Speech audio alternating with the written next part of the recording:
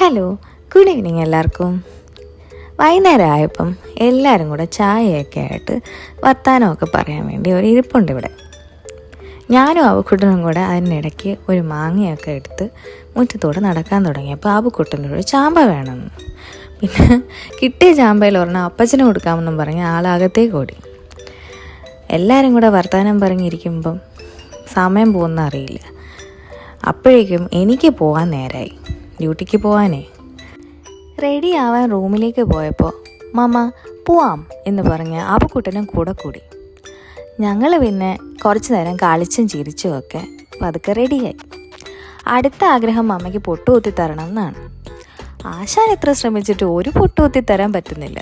അവസാനം ശ്രമം പരാജയപ്പെടുമെന്ന് മനസ്സിലായപ്പോൾ ഞാൻ തന്നെ ഒരു പൊട്ടൻ കുത്തി. ഞാൻ എപ്പോഴും റെഡി ആകുമ്പോഴും ആബുക്കുട്ടന് ഇതുപോലെ ഒരു പൊട്ടുകുത്തി തരാൻ അന്ന് ശ്രമിക്കാറുണ്ട്. വിശപ്പിൻ്റെ വിളി വന്നപ്പോൾ ഞാനും ആബുക്കുട്ടനും കൂടെ താഴേക്ക് ഓടി. ചെന്നപ്പോൾ അനിയൻ വന്ന് പറയാ, ഇങ്ങനെ ഒരു ജോലി കിട്ടിയാൽ അവൻ ലോകത്ത് എവിടെ വേണേലും പോയിക്കോളാം. വെറുതെ ഉറങ്ങുന്ന പണിയേ. പിന്നെ ഞാനും ആബുക്കുട്ടനും കൂടെ ഫുഡ് കഴിക്കാൻ തുടങ്ങി.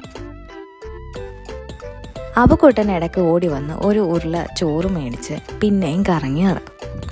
ഇതിനിടയിൽ അമ്മയും ചേർന്നും കൂടെ ഓരോ തമാശ പറഞ്ഞ് എന്നെ ചിരിപ്പിക്കുന്നുണ്ട്.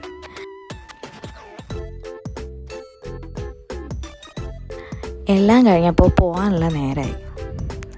ഇന്ന് എന്നെ കൊണ്ടുവിടാൻ ആബുക്കുട്ടനും കൂടെ ഉണ്ട്. എത്ര പെട്ടെന്നാണ് ഒരു ദിവസം പോകുന്നത് അല്ലേ?